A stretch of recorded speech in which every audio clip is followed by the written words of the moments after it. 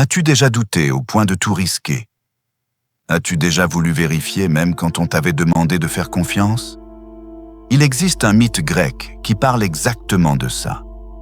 L'histoire d'Orphée et Eurydice.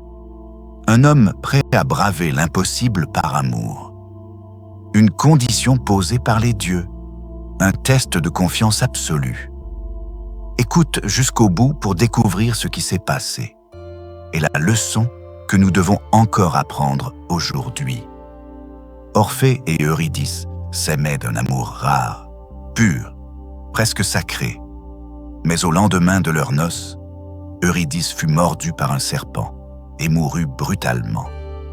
Ce qui aurait dû être le début d'une vie commune devint un gouffre béant. Orphée, inconsolable, refusa l'injustice. Lui, dont la musique apaisait les bêtes et faisait pleurer les pierres, décida de tenter l'impossible, descendre vivant aux enfers pour ramener son épouse. Armé de sa lyre, Orphée franchit les portes du royaume des morts. Ses chants endormirent.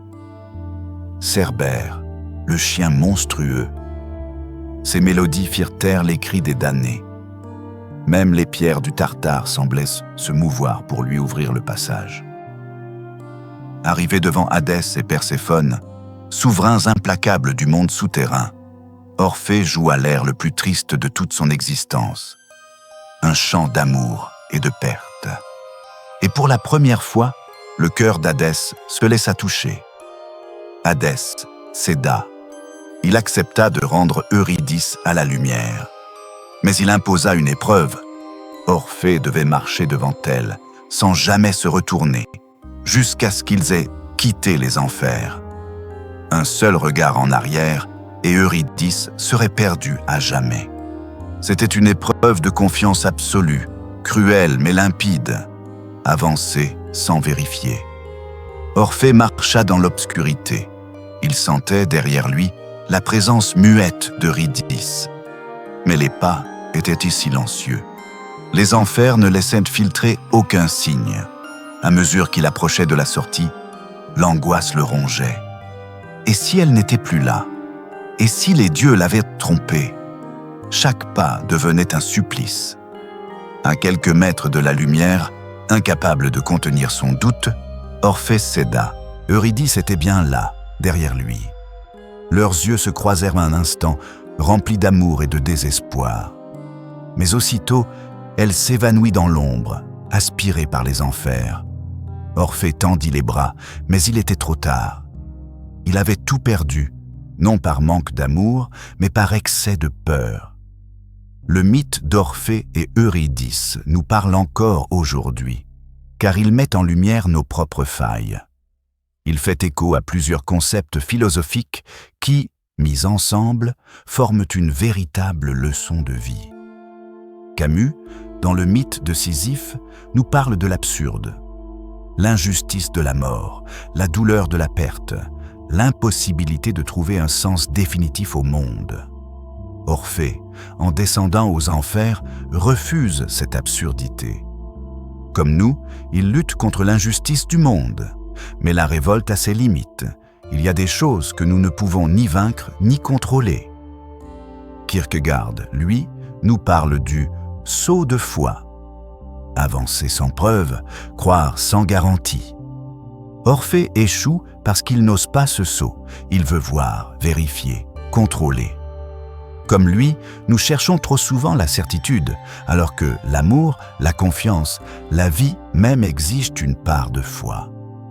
Byung-Chul Han analyse notre époque, une société incapable d'attendre. Tout doit être immédiat, instantané, transparent. Orphée est le miroir de ce monde. Incapable de patienter quelques pas de plus, il se retourne et détruit tout. Son impatience est la nôtre.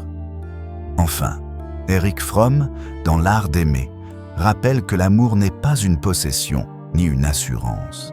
C'est un art, une pratique, une discipline intérieure. Aimer, ce n'est pas enfermer l'autre dans la certitude, c'est lui faire confiance et avancer malgré le mystère.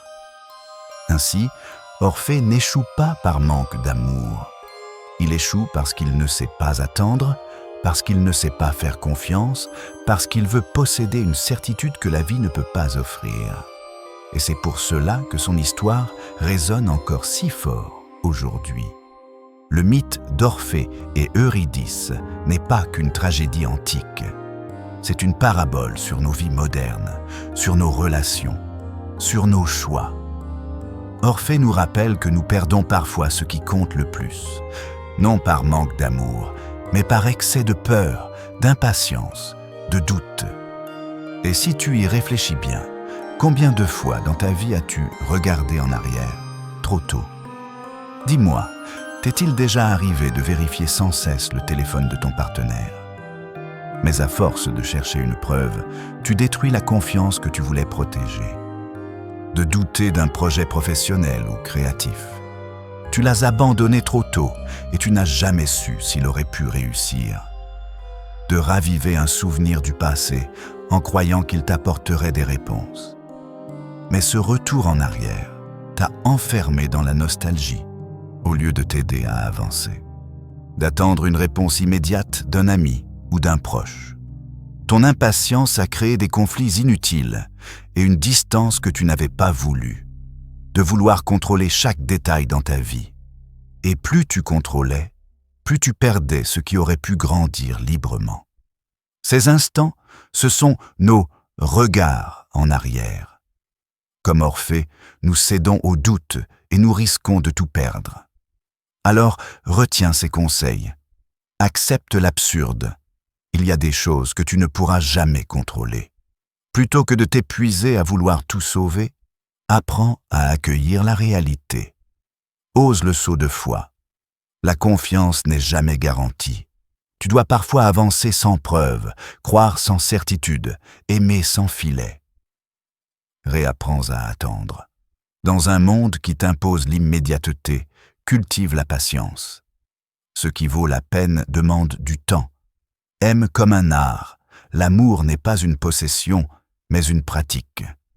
Chaque jour, choisis de donner et de croire, sans chercher à tout vérifier. Ne vis pas tourné vers le passé. Avance. Ce que tu as perdu ne reviendra pas en regardant en arrière.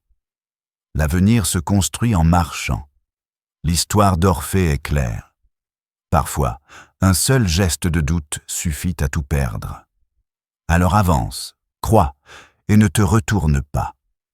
Si ce récit t'a touché, abonne-toi pour découvrir d'autres mythes et leurs leçons secrètes. Partage cette vidéo avec quelqu'un qui a besoin de retrouver confiance. Et dis-moi en commentaire, quelle est la chose de ta vie que tu risques de perdre si tu continues à te retourner?